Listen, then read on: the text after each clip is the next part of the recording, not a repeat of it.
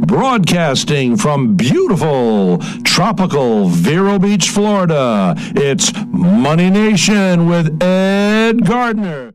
Good morning and welcome to Money Nation. Today's special guest is Dr. Santiago Figuereo. Santiago grew up in the Dominican Republic, where he attended medical school. He then moved on to Loma Linda University in California and got his neurosurgery degree.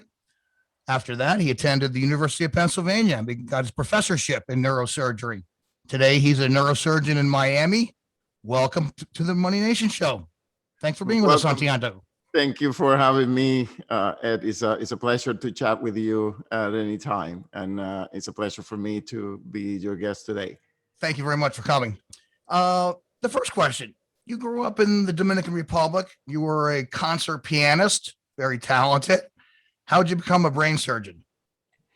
Well, I've been following deep passions in life since I was 6 years of age. So at that age, my mom decided that I should be a pianist. So she took me to the conservatory. But at the same time, I was playing on the backyard, playing with the little bugs and animals, trying to cure them, particularly when I found a cure one. So I used to steal her medications and make my own potions to try to heal these bugs. And that passion of being medicine and helping grew up to the point that when I graduated high school, I had a big dilemma between continuing a career as a concert pianist of 12 years already or following a dream in medicine. You're a neurosurgeon. Could you tell us a little more exactly what you do? You specialize in anything? Well, a neurosurgeon is one fascinating area of medicine where we deal with diseases of the brain and any of the portions of the nervous system, and that includes the spine, the nerves, and we try to heal any problems that happen. So obviously, when somebody has brain trauma or strokes or tumors in the brain, the neurosurgeons are the one involved. Back pain and radiculopathy, which people call sciatica or things like that, are common disorders that we treat. But within the neurosurgery, there are many specialties. Some people focus on taking care of brain tumors, and they're great brain tumor surgeons. Others focus on doing spine and back or doing peripheral nerves. So there's many subspecialties. Particularly, I love trauma and spine surgery. Spine surgery is probably my main focus now, but trauma of the brain is something that I also take care of a lot of patients with. Mine is subspecialty after I graduated neurosurgery in Loma Linda and then went to the University of Pennsylvania in Philadelphia, was focused on what we call functional neurosurgery, which is trying to modulate how the brain works and the nerves works without altering them in any way. So I did a lot of implants of stimulators for Parkinson's disease, and I still do. And I'm now kind of venturing in researching on transcranial magnetic stimulation for people with trauma to the brain, so we can help them heal faster and improve. So as you see, there's a lot of things that we focus on as neurosurgeons. So I have so many passions within the career. It's pretty amazing. You could help someone, regain their being able to not be paralyzed and all kinds of things with their brain. It's really fascinating, and you got to really feel good about, doing that job. It's a very rewarding career, I can say. You feel very, very glad of helping a lot of people. As you say, there's some people who thought that they could never function again, and they're functioning again. And there's many lives that we have altered by helping them through the career. So it's always busy. So the way medicine is going in today, less people are going into medicine. So that means more work for the ones that are sticking with it, more patients. So it's always a busy field. Now I'm, trying to manage and balance my future as an aging neurosurgeon to try to make sure that I can figure it out how to keep contributing, but at the same time try to slow down, because otherwise you end up dying in the operating room. And I don't think I want that. I want to continue helping, but also living a healthy life. Well, with that, we're going to talk about your next venture, and let's talk about your love of music, how you were a concert pianist, and how that led to your next venture, StageWood. So I did, as I said, when I was young, I spent many years in the conservatory. I actually became humbly a very good pianist player. I had a lot of friends and people in the conservatory that will gather together to hear me playing. But I went through one of those dilemmas in life that I think way too many people are facing nowadays. And is that when I was a teenager, I was now playing in a jazz band at night. I was trying to go to school to do my medical school at the same time. So at some point, I realized that I wasn't good at my studying because I didn't have time to study during the nights when I was supposed to, because I was playing piano and playing with the jazz band until late night hours, as you can imagine. On the other hand, I wasn't doing well neither on the jazz band because I wasn't practicing during the day when I was supposed to be practicing to be good at it. So I had a dilemma, and it was just about the time when I'm finishing high school and I'm starting medical school, and I realized that I couldn't be great at both. I'm a particular person that likes to do anything I do well. I don't like to do things halfway. So I was faced with the decision: do I quit medicine and my studies and continue becoming a musician, or do I quit music and dedicate myself to the studying? So there was a lot of conversations and a lot of meetings with my professors in the conservatory, as well as with my teachers in school. And what I found out is that there was no pathway at all for a young child who is hopeful to build a career in music. Even within conservatory, I was at the point where they say, well, you're done. I mean, you already learned it, you're playing great. So now it's a matter of being lucky, find somebody to discover you and trying to use you. And, I was giving my own classic piano concerts and playing jazz at night. I at that moment, I was puzzled. I mean, how much successful could I be before I can start making a couple of bucks without having to spend all nights playing in the jazz club? So on the other hand, the medicine career was very clear out. There was a clear path. I got to take my classes. I got to go through the semesters, graduate, do a specialty.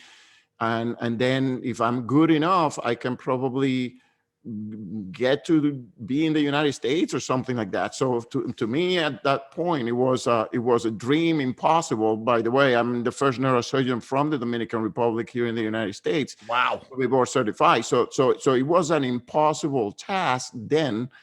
But I made a commitment. I said, okay, I'm going to do it well. I'm going to study hard, and I'm going to become a neurosurgeon, and I'm going to make it to the United States and become a neurosurgeon there.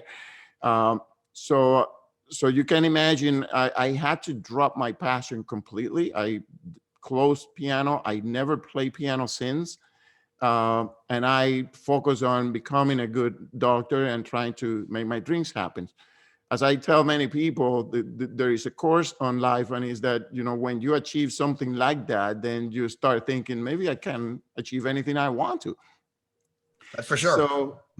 So coming to StageWood at this time when I'm thinking, what do I do in the future of my career? How do I retire from medicine? What am I going to do when I'm an elderly person? Am I going to continue operating like I see very old people doing and not doing well at the end of the day? So I said, no, maybe this is another venture another diversion in my life where I can make a decision and do whatever I want to do.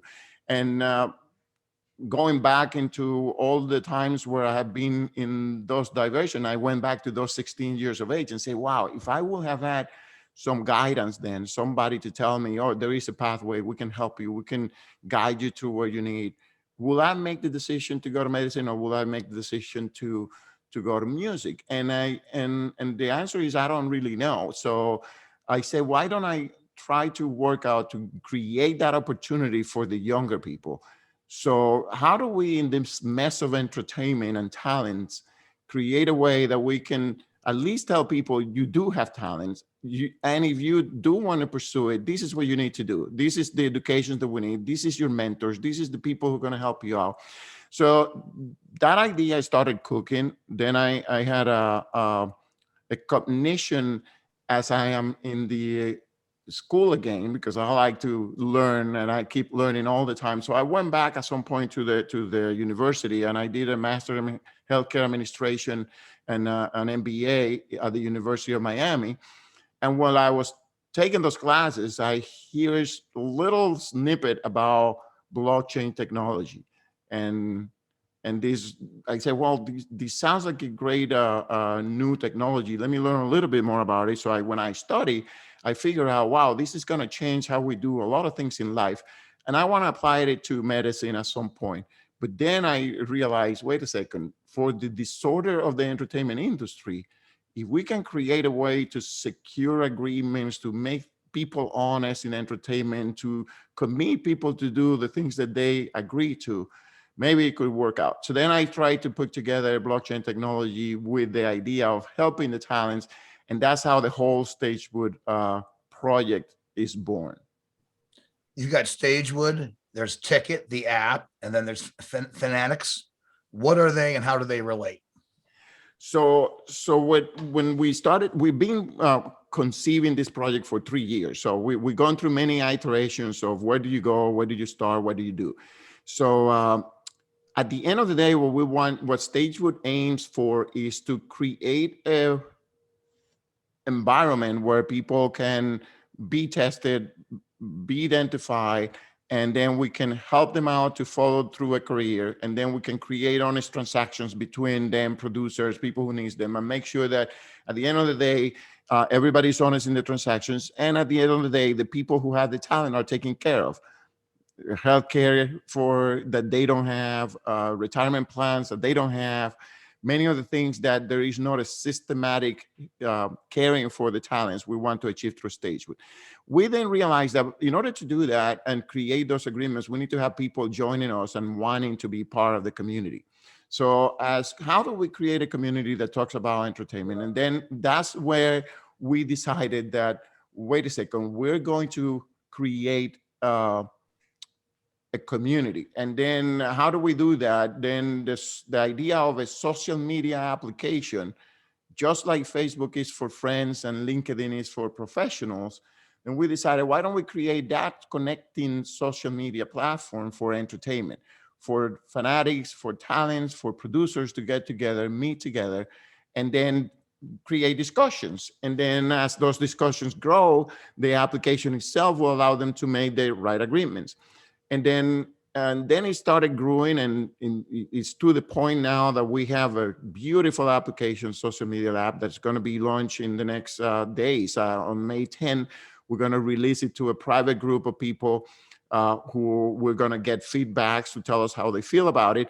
And we're set to launch it in the App Store and the Android Store on August 10, after we get a little time to review it. Now it's going to be a social media app, but you also can purchase tickets to all kinds of concerts, sporting events, and everything else. Can you tell us a little bit about that? So for the fan, the user in general, you're going to be able to identify events, things that are happening in whatever area you want. You're going to open the application. You're going to be able to see what's happening in your town or in your dedicated area that you want to look up. You can move around the map. So we have a couple patents already on how we're going to display a multitude of data in one map for you to see events that are happening in the queries that you pursue. You'll be able to see the details of those events. You'll be able to chat with your friends, to create group chats, to talk about those events, talk about the talents that are involved in those events. You'll be able to contribute to the event. So I would say in Tyket, you'll be part of the event by adding posts and comments and adding stories about how you either expect to enjoy the event, or how are you enjoying the event, and how you did enjoy the event. So we're trying to create an entity of the event for the user. Obviously, once you find the event that you want to talk and engage with, you're going to want to buy tickets for that event as well. So then there's a whole logistic behind how do we find tickets for you? How do we search the market? How do we look for all of the suppliers of those tickets, and we get to you the best deal that we can find? In that regard, also, we may be able to engage events, pre-purchasing tickets for our fans. So if an event is announced and you tell me, to tell the application you want to consider buying tickets for these events. Instead of you waiting until 9 o'clock in the morning, the day that the tickets are released, we as a company will make the list of the individuals who are interested, and we will go out there and try to secure those tickets and purchases on your behalf, so you don't have to deal with the scalping afterwards. So there is a lot of transactions that we're creating, trying to make the negotiations within the application honest and fair. So Fanatics is the fan. We're giving them the special fans of tickets the name of Fanatics, but we have created a club of Fanatics where you can be a free Fanatic member just by using the application, or you can have a premium membership. You can be a gold, a platinum, or diamond member. So the deals that we generate, we're going to make higher discounts for the higher memberships, but also there's extra VIP opportunities. For example, for our Fanatics, we have secure, and we continue to increase the number of suites that we secure in stadiums. So we have VIP suites where we treat our Fanatic membership by bringing a celebrity to the suite, getting an event within an event. So you go to a football game, one of our suites, may have one retired football player or somebody you can take pictures with and be glad to join it. And the opportunity to be there is not going to be based on price. We're gonna charge you more money because of that great experience, but we are gonna expect that you are a Fanatic. So the Fanatic that has the most posts, the most comment, the most following of the celebrity there or the team playing will get better opportunity to make it to one of those seats. And obviously, if you're a diamond member, you will have premium membership opportunities as well. Very interesting. Very interesting. That's what you want. You want people behind it, and they'll be rewarded for their efforts. We're going to take a quick break here, Santiago, and we'll be right back. Remember, listeners, any questions at all about your portfolio or your investments, always feel free to give me a call at 518-255-8854 or email me at edgardner@cutterco.com. We'll be right back. All opinions expressed by Ed Gardner and or his guests on the Money Nation show are solely Ed Gardner's and or his guests' opinions and do not reflect the opinions of Cutter & Company or any of their affiliates. You should not treat any opinion expressed by Ed Gardner and or guests as a specific inducement to make a particular investment or follow a particular strategy, but only in as an expression of their opinion. Ed Gardner's and his guests' opinions are based on information he considers reliable, but neither Cutter & Company nor affiliates and or subsidies warrant its completeness or accuracy, and it should not be relied upon as such. Always talk to your financial advisor before making such decisions. Welcome back to Money Nation. Santiago, I have another question for you. The name Tyket, Tyket, is that just a misspelling of ticket, or is that on purpose? It's not a misspelling of ticket, although it came out pretty close actually to it. So we wanted to name our application in a special way, and the work behind this application is a lot of people, technology-wise, a lot of geeks creating the code that make things happen within the application. So we started to call it your premium crew, your elite crew in entertainment technology. And it happens that when you translate, you use that phrase in the all English language is Tyket crew on entertainment technology. So it came out to TYKET. And at some point, somebody pointed out, this looks like Tyket. And they said, well, you know what, this wasn't the intention, but we're going to use it. And then it's your crew and expert crew in entertainment technology is what Tyket means. Yeah, it's a great name. It'll be a good app. And obviously, the regular spelling wouldn't be as good. My next question is Tyket just another ticketing app? But before you answer that, now when you buy tickets, you go to Ticketmaster, StubHub. I bought a ticket for a concert more than a year ago, but it was like $45 for a local show, and the Ticketmaster charges were like $19.95. It's like 50% of the price of the show is the fee, and you've seen that many times. And people sell tickets on StubHub. Sometimes these scalpers have the bots, and they buy a bunch of tickets. They list them on StubHub. They'll sell them. Someone will buy, and they might sell it again. I mean, you end up paying more for fees than you are for the actual shows. So is Tyket just another ticketing app, or is it better? Is it a better solution? It is a question that we have faced in a couple of times. The intention of Tyket was never to sell tickets. So we want to be the social media platform where people come in talk about entertainment, to talk about events, and then to find and group together and then enjoy those. However, it is a fact that if I get you the event that you want to, you're going to want to buy that ticket. So then our main interest is not to make revenue out of the ticket. And actually, the main revenue of ticket as an application comes from advertisement within the application, from events promoting themselves to try to be the first one to be shown to you, or to fulfill the likes of the individual. So there's many ways that we can create and generate income within the application. That ticketing actually is a very small part of what we can generate as revenue. But we decided that it is in the best intention and effort and goodness of the individuals, of the user, for us to try to find out ways to try to avoid what you're just experiencing. The problem is that in the ticketing industry, there is a lot of factors that are involved. One is the venue gets a commission of those fees. The talent sometimes makes a commission of those fees. So Ticketmaster has a great explanation of why their fees are that high at some point when you add taxes and when you add all these charges. What we never understood is what you are pointing it out. So if you're reselling the ticket again, why are you charging for those expenses again when you're not giving that money to the venue, or you're not giving it to the others? So one solution that we are adding into ticket is that if I purchase the ticket and I bring it into the ticket application, we will bolt it, that we'll host that ticket for you.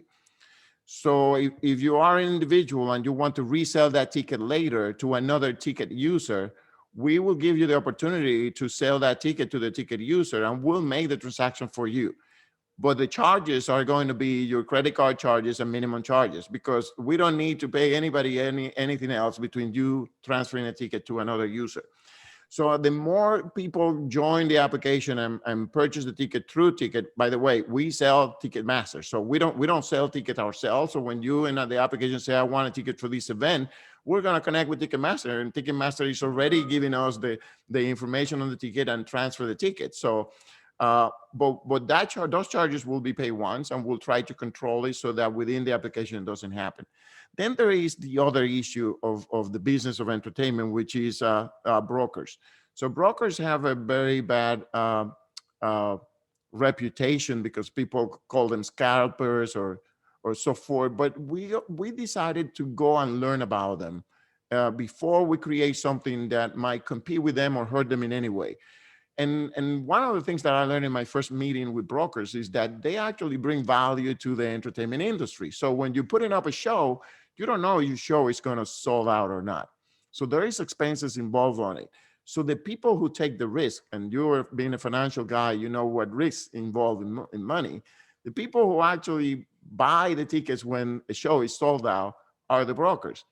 They're taking a hit. So many times they make a lot of money when you buy a ticket for the Super Bowl and you resell it very expensive later. But many other times, like we are doing now in our own suites, we buy tickets for the suites and the suites are empty. So we're losing all of the empty seats and the cost of those seats. So the risk is on the brokers for many of the events, and event venues realize that they need them because they need them to secure their financial structure of any entertainment events. So then we realize, okay, so we need to be also a resource to the brokers. So one way or another. So what we're doing is now we're connecting with the brokers, allowing them to put their inventory into Ticket. And guess what? We don't charge them any fees to exchange with other brokers. So the ticket can change hands many times without any fees increasing the value of the ticket. And then at the end of the day, when the final user purchases a ticket, there is one fee that they will pay. So if we convince brokers to come in and join within the community, the repetition of the fees that makes the ticket expensive could be avoided. And trust me here, we study we call it the history of a ticket. So when a ticket is initially originated and all the steps that it goes to before it gets to the person, you cannot imagine how many fees. So it's first the fees of the producer who produced the show and sells the ticket, then the fees of Ticketmaster, then the fees of the broker who's buying it and trying to make a commission on it, a decent commission. Sometimes they make 10, 15%. It's not a big deal of how much money they make. But for them to put it up for sale, they need to put it up in another platform, like StubHub. StubHub is the final seller. So there's still, before StubHub, there is a point of sale where they broadcast all these tickets inventory to StubHubs and to the final marketplaces. So that has a fee as well. And then the StubHub fee. So when you add it up, everybody's collecting a fee in the way. So we're trying to consolidate the entertainment in our community, at least in the people who are playing within Ticket and within StageWood. We're trying to help StubHub to sell their inventory through ours as well. We're trying to connect to all of these people. So what the goal of us is to find you, the user, the best deal for the ticket that you're looking for. If we found it within our community and it hasn't gone through the trips of going through many hands, maybe we'll save you a lot of fees and a lot of commissions in between. If we cannot, and the ticket is only available in the secondary market and StubHub somewhere else, then we'll tell you this is where it is and this is where you can find it. But our map will show you in all the seats available and what the prices are. And if it's ours, you will see a special logo that says this is a ticket originated initial purchase that will save you compared to the competition. That's very interesting. So if people can exchange tickets without the fee, you'd figure maybe these brokers are going to come there and do their exchanging on there instead of other platforms, correct? Correct. It makes a lot of sense. You obviously can go to Ticket and buy Ticketmaster type concerts from around the country, but you're going to have some of your own events as well. What are some of those first events you're going to have? So we have tried to envision opportunities and for our users. So remember, our goal is to bring community and to bring people to be interested to be part of Ticket and part of the StageWood community. In order to do that, you have to provide some benefits to them. So we are connecting with the platforms to find you tickets of whatever event you find that you want to go to. But at the same time, we're investing in pre-purchasing in many of the events, VIP tickets. And we're doing that by purchasing like any other broker, so we can get those tickets into the ticket platform and make sure that they don't go through the many hands before they get to the user, but also trying to get special deals with tickets. So we are partnering with some of the venues, and we're like where we have our suites. And whenever an event is announced, we have the opportunity to pre-purchase at pre-sale prices. So as the ticket community give us feedbacks and we know who's following what, we can predict how much sales we might have initially within our community, and we can pre-purchase those at a significant discount. We might make a gain on the purchases, but never to sell over what the initial sale is at. So that's one way that we're trying to create value to our users. The other way is having our own suites in somebody else's events. Like we have a Mayweather fight coming now in the Hard Rock Stadium in Miami, but we have a suite there. So the suite is already pre-purchased. We already paid the seats for a price.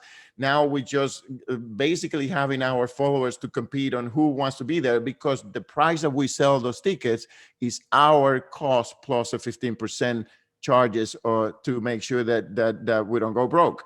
So they can purchase those tickets and resell them later for more money. We're trying to avoid that, making sure that at the end of the day, we're going to sell it to the final user that is going to consume that ticket. But just being part of the society allows you to get into those events, because we make the pre-planning of making sure that are available. Once we finish our funding rounds that we're going through now, we're going to have our own events. So we're going to have our own concert shows. We're going to bring our own talents. And the most exciting part of it is our virtual competition. So within Ticket, remember, there is the talents social media aspect. So talents join in, they promote their talents, they promote their trade, what they can do. But if you do that in Facebook and Instagram, you get nothing in exchange. You get a lot of likes. You might go viral and people might like you, but then what? In Ticket, you'll be able to sign in for a virtual competition. So we're having what we call a Ticklash, which is a virtual competition for talents. And once we identify the top liked ones, we're going to put them through a series of judges. And then those judges are going to select the finalists that are going to be sponsored to show up in a live festival in Dominican Republic, in Puerto Plata, where we'll have the finals of 140 categories of entertainment, and we're going to select the new stars of the StageWood community and tyket that we're going to help out to make them the celebrities that they should be. So those are events that are coming up already. The TICLA's logistics on how the competition will work virtually worldwide to then end up in one event, bringing the best people from all over the world in this competition is what has us the most excited about helping young talent to make it. And it could be bands, it could be a violin player, it could be comedy or acting, or it's 140 competitions in 8 different categories. So we have performance arts, as you pointed out. We have music. I think we have about 15 categories of different music. We have female singers. We have instrument playing. We have cooking competitions. So we're going to have 5 restaurants built up for these park. The whole festival will be in a beautiful park by the sea with a big amphitheater where you have 5 spots of concerts and finals. And then the beauty of this is that you will get somebody to win, let's say, the competition for cooking a specific type of food. Then they're going to showcase with one major 5-star chef that is going to be that night in his restaurant, just mentoring that person. Nice. You're going to end up somebody winning the competition for rock music, and then you're going to have a very famous rock band playing closing that day at the night. So it's two weeks of every day closing 7 to 8 competitions and closing it with big celebrities coming in to mentor and to be on stage with the young winners of those competitions. It's a very exciting event, and we're looking forward to it. Really way to mentor kids. Who knows who could it's like American Idol or The Voice TV show on steroids, you know what I mean? Many people can audition and send their tapes in of them playing music or comedy or cooking, whatever, right? Correct. So there's each competition has its own logistics. You can imagine that a food competition is going to be, or virtual is going to be a little different. How do you taste that?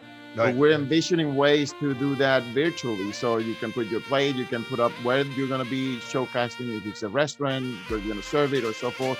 We're going to get the public to come in, to taste it, and to vote for it. And then depending on the votes that we recorded, as you pointed out, all over the world, you don't need to go to a place or mount it to somebody. You will upload it, and then we'll get people to like you. And then the judging is going to go to several steps to make sure that we select the best one for last to come in. But the ones that are going to make it to the competition are people who are going to be voted in by the population, by our users of Fanatics voting for them. And then we'll roll them to tour with the mentors. So we'll make agreements with the rock band coming in to perform, to take this young kid and have him open a show somewhere else, and then to start presenting them somewhere else. So, and we'll back them up.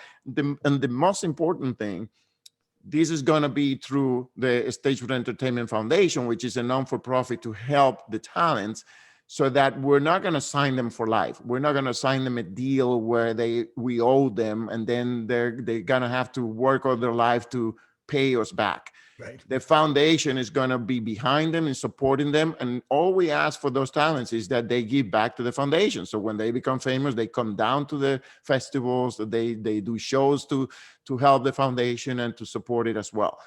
So there's a lot of people already piling out to promote, to help the kids grow in their career. And we're pledging for volunteers to join us in the foundation to help us out, provide what they need.